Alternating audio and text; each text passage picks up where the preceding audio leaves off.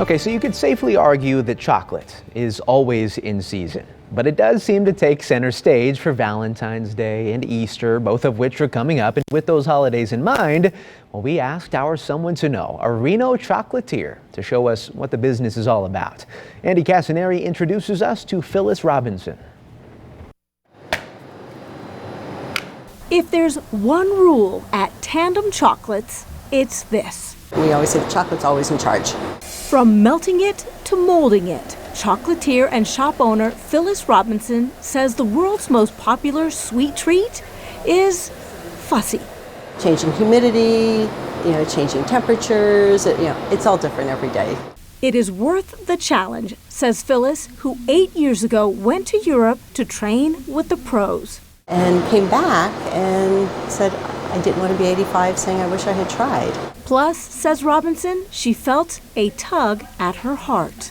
My mom, when I was a kid, had a chocolate shop in her house. And she passed away in 2013. And I'd always been around chocolate. I'd always played with chocolate. But after she passed away, I wanted to do something to connect with her one more time. First, Robinson opened a shop in Utah. Then, a few years ago, brought her artisan bonbons to Reno. Phyllis is always on the lookout for inspiration. Looking at drink menus and seeing how folks are combining flavors, and I'm like, I wonder how that would taste in a bonbon. Then a recipe starts taking shape. Blood orange, cardamom would be really nice, a little bit of vanilla. It's a process, says Robinson. I will tell you, I have had some terrible flops.